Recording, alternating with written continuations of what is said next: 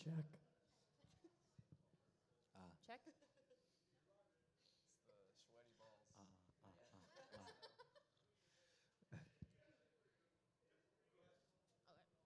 Hey everyone, my name is Maria Gironas. I work on the creator and artist development team at YouTube, and today we're going to be talking about using YouTube to connect more with your fans. And I'm accompanied by a lovely group of people who I've gotten a chance to get to know over a few years and over the past few hours.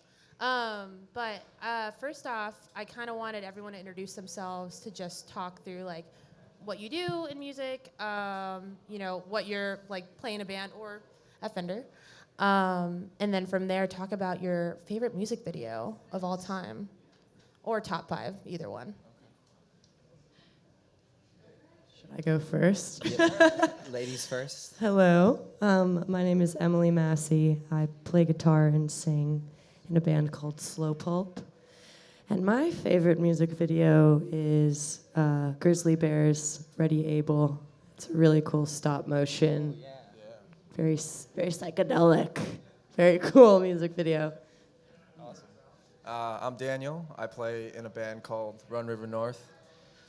Guitar, and my favorite music video is Matt and Kim, Lessons Learned. It's the one where they strip in Central Times Square. I haven't seen that one. Yeah, Yeah. they do it. Yeah. Nice. My name is Alex. I also play in Run River North. I sing.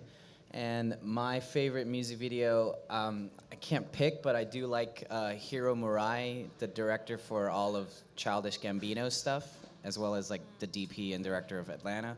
I think everything he touches, it's really magical. It's got like this weirdness to it. It feels real, but not real. And so anything he does, I just love. So I'm a fan of his work. Hi. Is this working? Can you hear me? Okay. Hi, I'm Jenny. I work at Fender. I am not a musician, though I respect the art. I wish I could sing, but I can only do that in my shower. My favorite music video, I have one for like each moment in my life, I feel like, from watching music videos on MTV to now on YouTube. But the first one that popped into my head was OK Go's Treadmill music video. It's just so iconic, and I feel like that was the first music video that like really went viral on YouTube. So yeah, it's pretty dope. Yeah, I think they kind of coined the term virality really with a lot of their content, which we're very proud to work with. Thank you guys so much for being here today, and obviously thank you for the Fender team for allowing us to come here. It's been an incredible time out here. If you're not here right now, you should be. But there's a lot of different ways to approach YouTube, and my first week at YouTube, one of my coworkers said to me, YouTube is not a science, it's an art. Everyone really finds their own way and their own lane on the platform. And I think one of the biggest things that I've really noticed within my time working with the artists I work with and my coworkers is that everyone navigates it in their own unique way. So what I'm curious, first off, is how do you maintain your YouTube presence along with your general social presence, and what are the differences you find how you manage the platforms, whether it's like Facebook, Twitter, and YouTube itself? Sure. Well, we've been a band for 8 years. 2011 is when we started. And when we first started, we decided to say that the first year we're just going to record, write, and shoot a video for a song for 12 months. So by the time a year's done, like hopefully if a label wanted to come, we would have some practice recording, releasing, all that jazz. And I think by the 4th month, we had this really cool video that helped along. But I think from the get-go, it was always about not only do you have to book your own shows and have people that aren't your family and friends come out to your shows, but you need to be putting stuff out there for to not only write the songs and have people listen, but to watch the songs. So that was always in our DNA from the beginning. In the middle part of our career as a band, it was more about touring, so we kind of just put the YouTube, Instagram, just about, promoting the tour, promoting the live show. And now, after 8 years, it's kind of just coming full circle and finding different ways to kind of interact with fans, because it's such a different way people are ingesting music. So we're just trying to figure that out.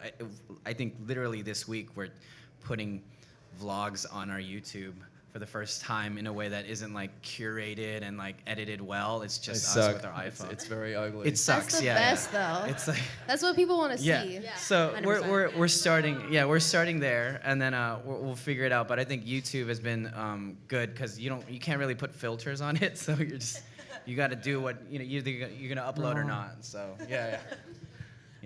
I think we're a younger band of sorts. We haven't been a band as long, maybe not age-wise, but and so we're a little bit newer to YouTube and utilizing YouTube as a platform to connect to our fans.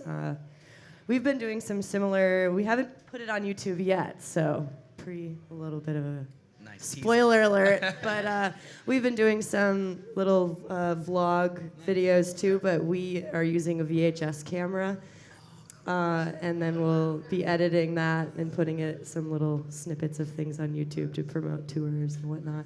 It's definitely something that I think is underutilized in terms of social media and connecting to people and connecting to your fans. And yeah, I mean, I think it's really cool how you put something out on YouTube, you have that visual aspect, and being able to see how people react to it so directly with comments and liking things. And that goes hand in hand with a lot of other social media, but there's something a little bit more community-based that seems to be part of YouTube. Yeah, I mean, I think a huge thing that people don't realize is YouTube is a huge source of brand identity for a band. Like, a music video says so much about who a band is creatively, and like, as far as like, even going as far as saying like, there are bands I've loved because of their music videos. Like, there wasn't necessarily a time.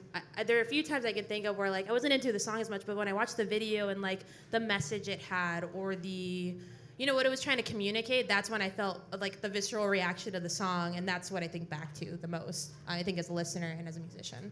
It's really important to have the visual aspect connected with your music. People have short attention spans. And I think, I mean, me included. So, I like to have two aspects to it. Videos are so special. Yeah, I mean, on the short attention span, I always say to like our team, you got to get them in the first 5 seconds or you lost them, right? Maybe sometimes the first 10 seconds, but really the first 5. As a brand, I think it's really important, especially for us in the music industry, to really elevate our artists. And I think we are one of those brands that are doing it in a really smart and innovative way. Because when we are putting out product to push the business, we're doing it in a way that doesn't really feel fake, and people can feel the authenticity of our brand. And that's why I wanted to work for Fender, because I've seen all these other brands that I've worked with in the past. Previously at an agency where I was managing a lot of other YouTube channels, and there's just like TV ad after TV ad after TV ad, and your audience doesn't really know what you stand for. It's very just bland toast, and so we try really hard with our creative team to kind of give you that feel of like, what does our brand stand for? What does our authenticity mean? Who do we want to elevate, and who represents us as a brand? And so I think we're really tapping into just showing that like anybody can be in this business. I think, so also give a context as well. I used to work at Fender. I had the sincere pleasure working on the social team. And I was so humbled by the team there. Beyond that, a wonderful, wonderful team over at Fender. But I think beyond that as well, like, what I loved the most was seeing artists talk about, like, I think artists hate talking about their music secretly. Like, It's not so secret. And I think that's also like, something Fender's really trying to do. We're talking about gear. We're talking about stuff we like nerd out about and love. And I think YouTube also shares that, where I think a lot of the times the artists we work with on our rosters, on our teams, we're trying to like tell them like, do you like cooking? Like, talk about that. Do you like, are you passionate about human rights? Talk about that in your music, in your visuals, in the posts you make. Like, it's going back to brand identity, right? Like, your brand isn't just your music, it's your whole being. So every aspect of the influence you can implement into like talking about things you're passionate about is only going to help you as an artist accentuate your brand, whatever facet you choose to do that with. Yeah, and I think it works on the YouTube platform the best to really get that granular because, I mean, there's so many MI nerds that are on that platform that are just putting out stuff like I don't even understand. I don't think most people at our company understand. It's just like so granular, but people really, really love watching that content. I mean, that content has millions and millions of views. And so I feel like that's where we're trying to just encompass this whole global sphere of, you know, really nitty-gritty MI stuff to just like, you know, lifestyle of being in the music industry. Wholeheartedly. And I think to kind of go off of that, actually, it's a good segue to, I wanted to talk to the bands in particular. You know, I think there's something so important with YouTube about discovery, especially for your music. And there's many, and what's interesting to me is both of you guys have kind of approached it really differently. So what I would love is if you could talk about like, I know, you know, we talked a little bit about that, but and also your discovery, but I'm going to let you guys, I'm going to take it over to you guys, but if one by one you could talk about how YouTube has benefited you and changed your lives, really.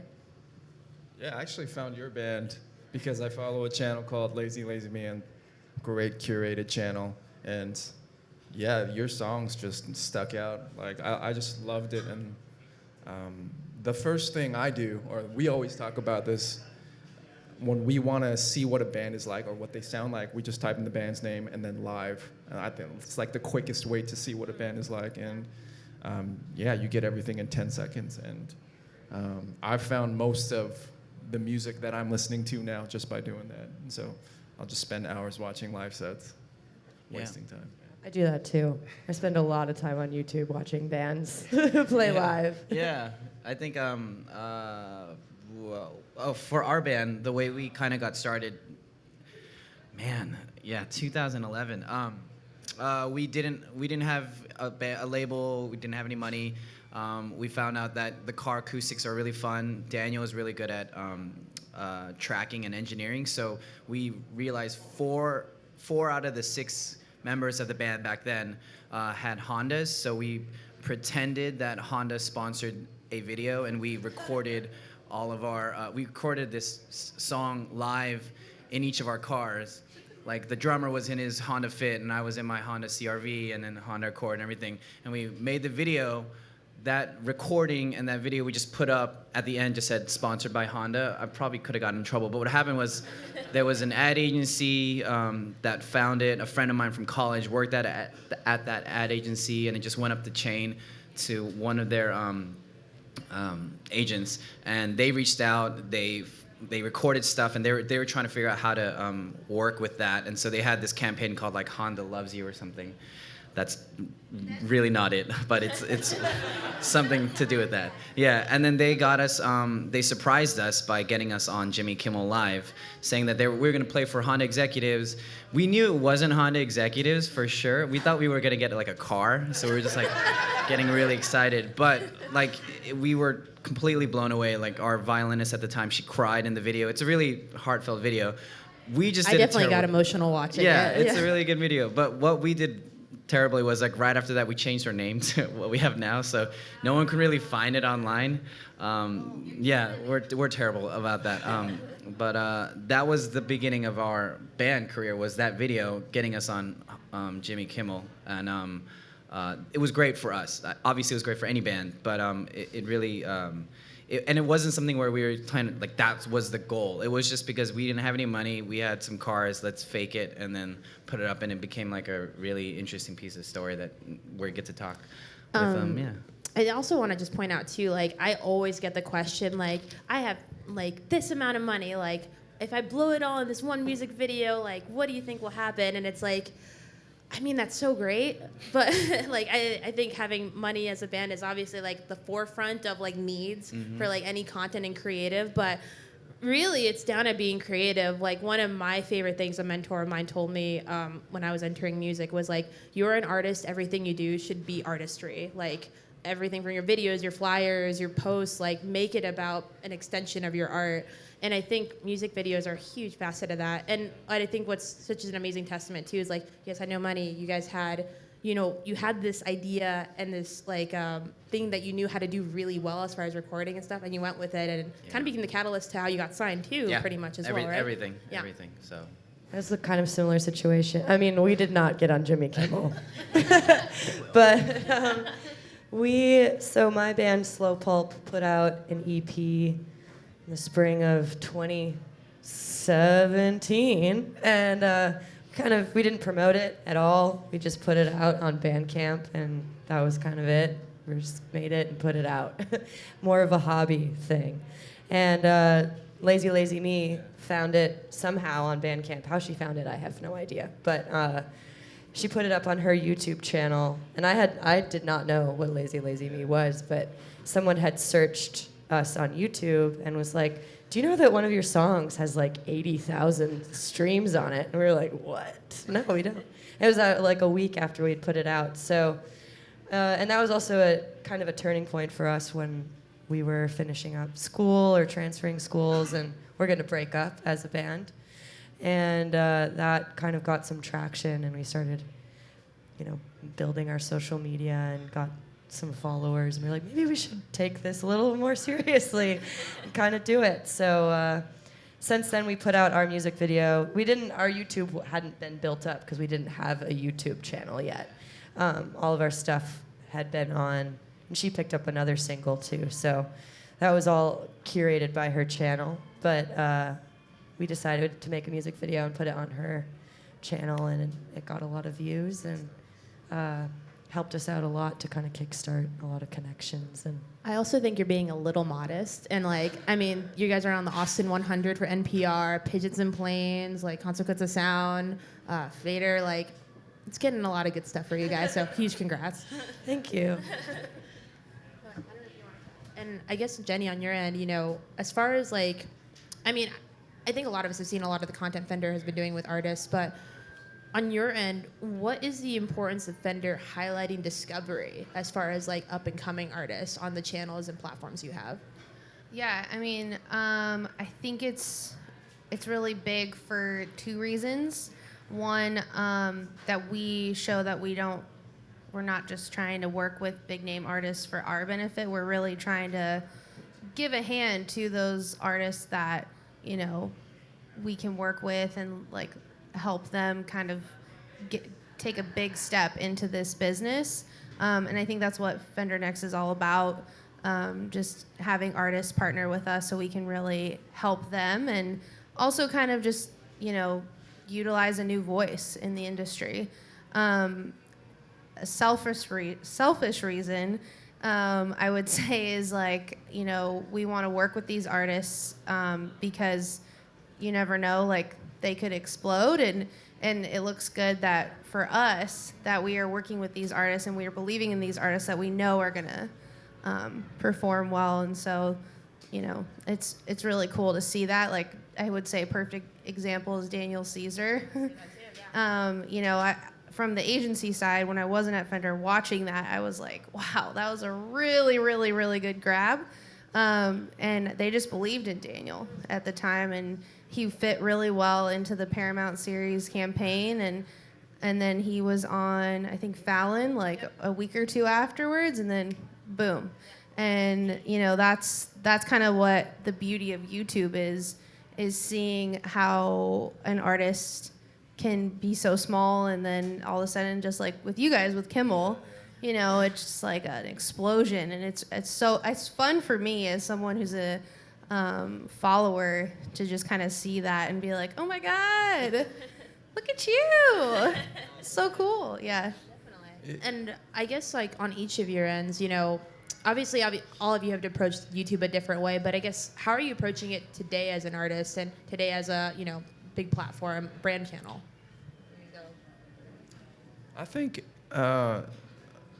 ultimately everything comes down to connecting with fans, and so regardless of the platform, whether it's your Instagram or Facebook, you want to connect with fans. And I think just posting as much just being as transparent as you can through your music videos and what you believe in through our crappy vlogs. Like, the hope is to build community, and hoping that they would buy the music or listen to the music and then come to shows. And I think that's what it's all about. And I think YouTube is doing a great job, heading that direction.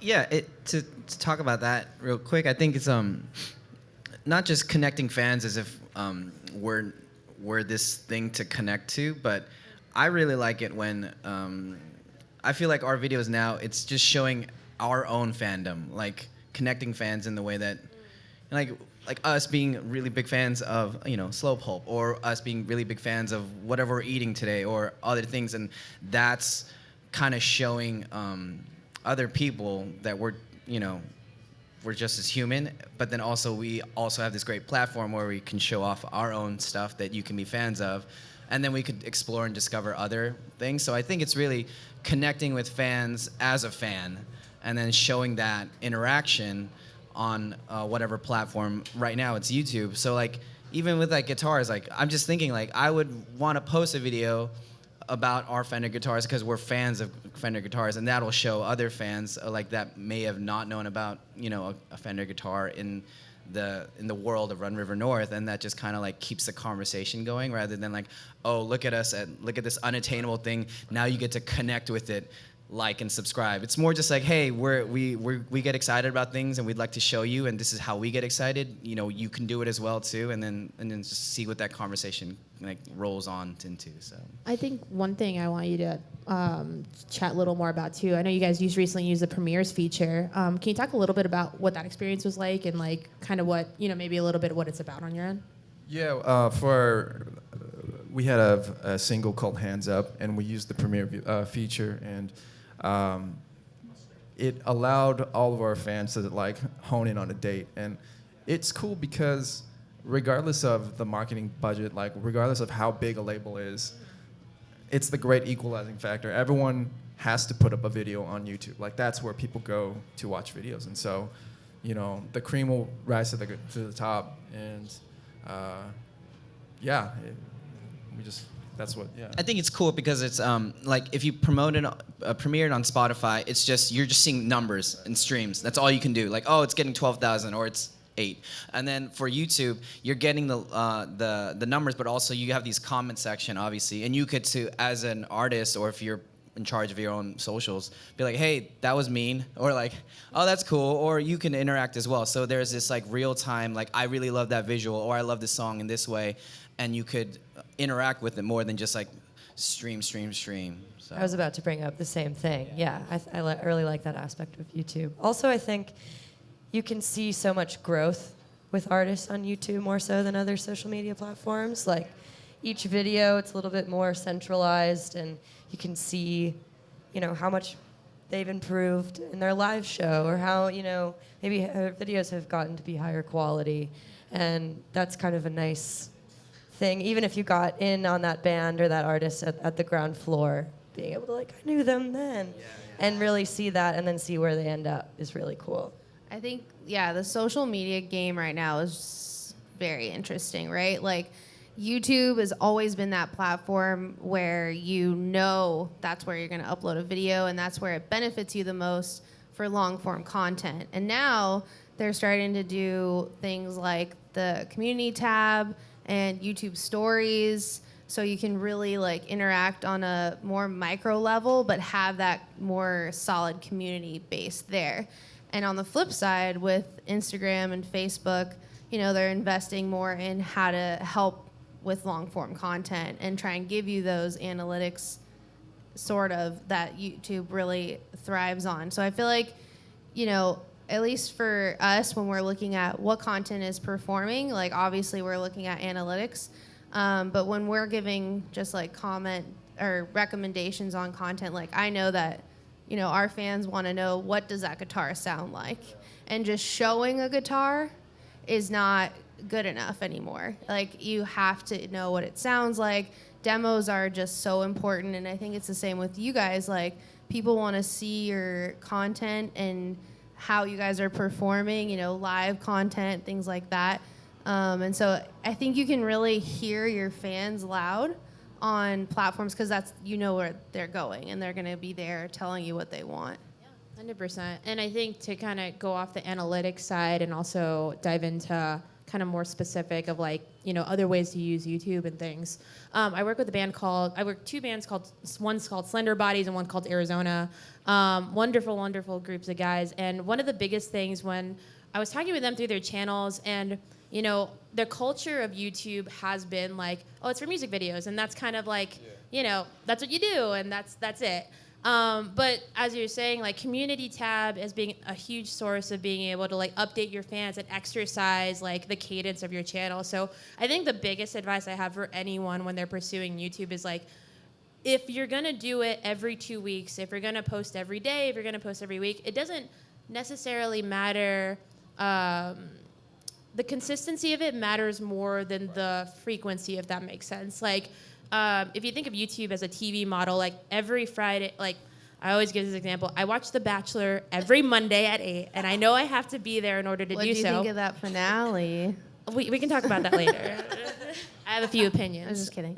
But no, but the big thing about it is like the cadence of your channel is kind of similar in that like if you post a tour vlog on Tuesdays at 8 p.m., everyone's gonna know Tuesday at 8 p.m. we're gonna post a tour vlog, and they'd be pissed if they don't see one.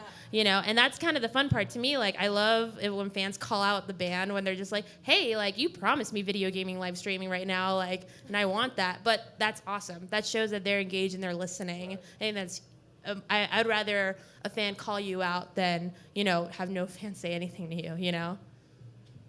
And I guess along with that too, you know, I know there are a couple questions that are gonna be popping up here and there, but I think the last thing I would love you guys just to talk it through is just like, you know, what are your plans as far as like music moving forward? Like, what do you guys got coming up? And then as Fender, you know, I would love for you to talk a little more of the Next Up program and things like that. Not all at once. Hello. We, I think, are in the process of really starting to build up our own YouTube channel since we've been going off of other mediums and working with Maria and learning a lot of skills about how to do that on our own.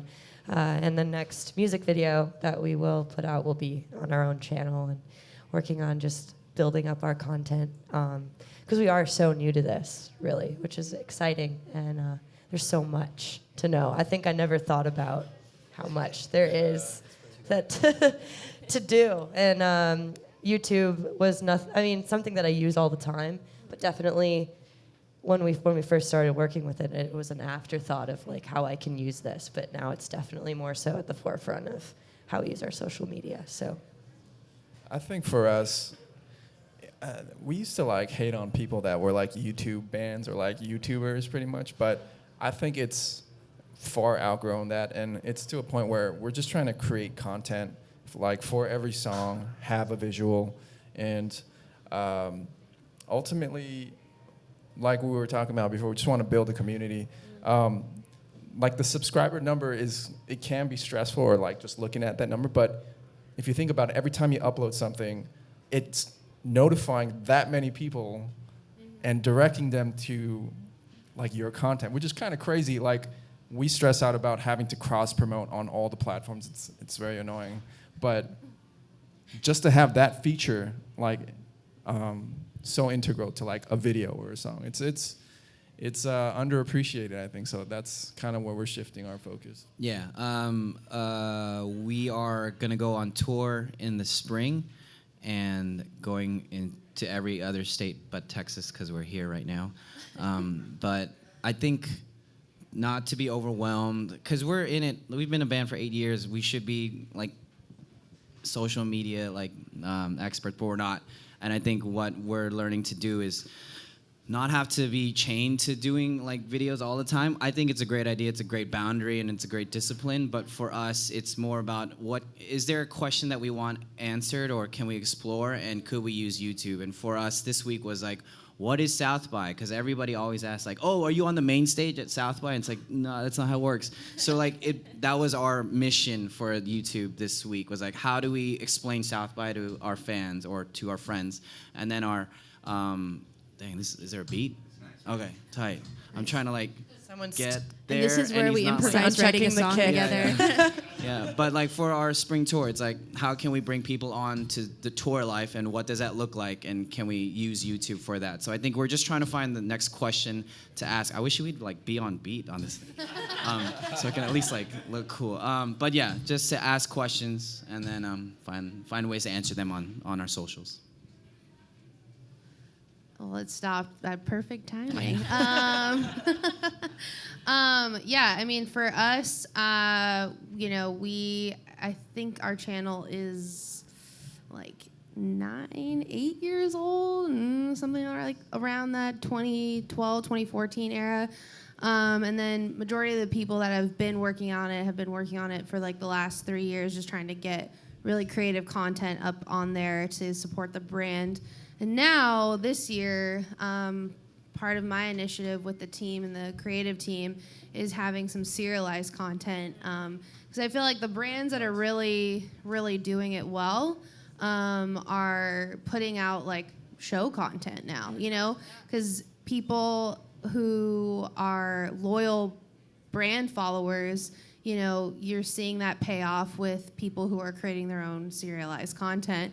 So we are starting a new series called Fender Sessions, which is basically us in our lobby or potentially around the country or globe, where an artist, up-and-coming artist, or really any artist can come and just perform, and it's a performance and then a panel chat. And so the first episode's actually going up this month, next Friday. Fingers crossed. Any teasers as to who did it, the session? Tone Stith. Oh, okay. Yeah. So, and Jimmy Jam was the moderator, so that was pretty cool. And then as far as Fender Next, you know, we're really trying to think of how can we support that initiative and trying to think of a series that can really support that with up-and-coming artists that are part of the Fender Next program. So be on the lookout for that.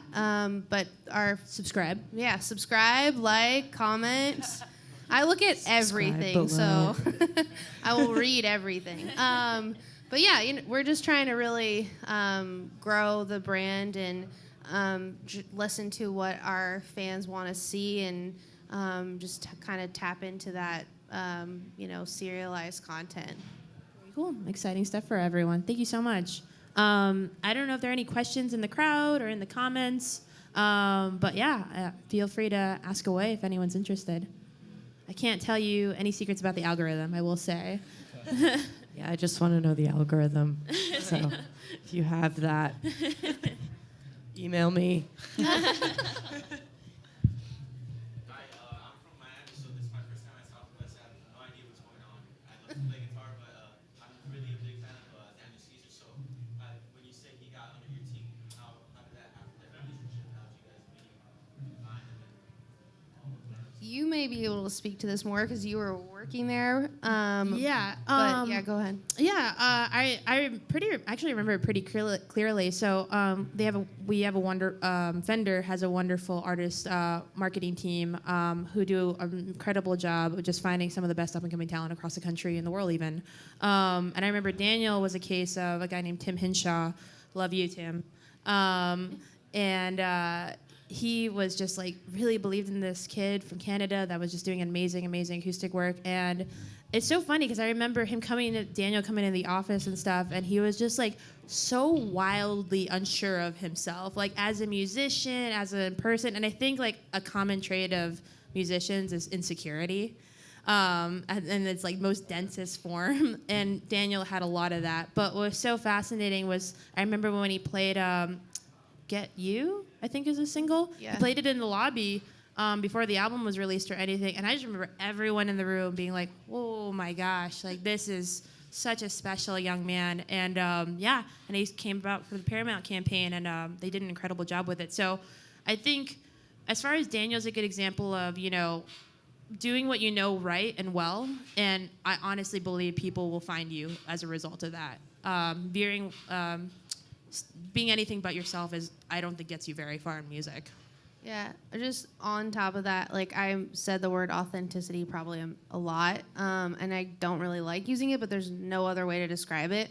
And I would just say, and you guys could probably agree, that like if you make a video that just doesn't feel authentic, or you're trying to do something that's trendy but doesn't work for you, it's not gonna do well. I'm sure you guys could agree on that. Like, you know, your Honda video is like so authentically you guys and just so came about so natural that it just made sense why it blew up. And so I think, like, you know, Daniel Caesar's video of him just performing is just so raw and like it's just so him, that I think that's why people it performed well, on top of the fact that it was really good timing too.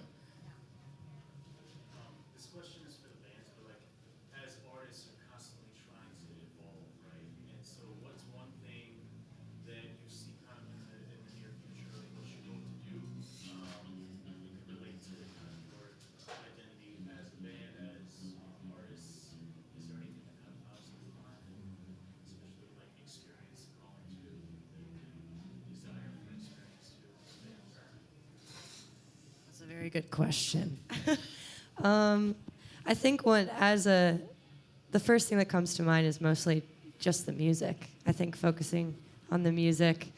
This might be a little bit tangential to your question, but I think it could be, as an artist, it can be so easy to get caught up in all the extra stuff of being in a band or being a musician. There's so much you have to think about in terms of promotion, doing self-promotion, working on social media.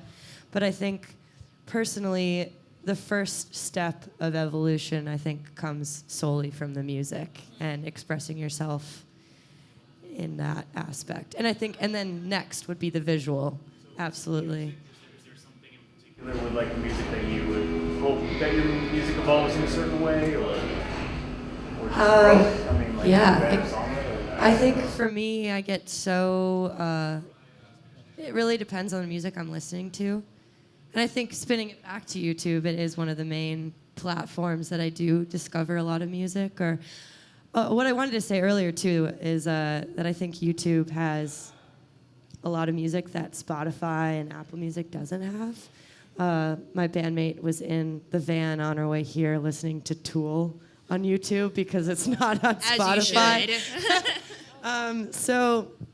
But I think that in terms of growing your music, I think it's when I discover a band, whether they're new or old, and I'm into it, I think I like to take aspects of it and put it in my own music. And I think growing up, maturity, getting better at writing lyrics, or I think just for me in the past few years that I've done music, my idea of what I want has changed so much.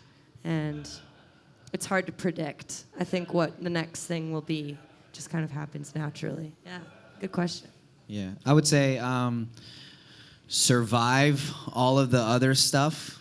Don't try to like beat it, or all of the YouTubes. It's gonna be there, so you can't not have it. Just survive it. Goes well with band relationships, dynamics, and all the other stuff that you feel like, oh, why can't I just play music? It's like, no, it's never gonna be like that. So you survive all of that stuff, and then you keep making music, and whatever gets you inspired. For you and for me, like, yeah, it's watching other artists. I feel like I write the most authentic stuff when I'm watching another artist speak, and I'm like, oh, I want to be a part of that conversation, so I start writing.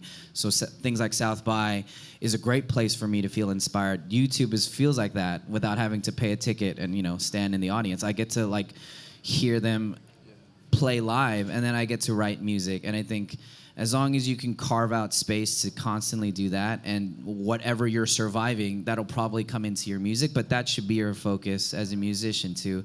If you want to evolve, is like always try to survive all those things, try to make money, like pay the bills, eat food, but carve out that space. If you feel like at the end of the day you want to go to sleep instead of like make music, then you shouldn't be playing music. Like, you should go to sleep then. But if you feel like you can play music after all of that, and like after all the bull stuff that you need to deal with, whether you're in a band or whether you're just doing life, and then you still want to make music, then yeah, you should do that and write about it and sing about it and play about it. So I think, yeah, survive all that, and then at the end or in between all that, do you want to say something and do you want to share with other people? Then you should do that.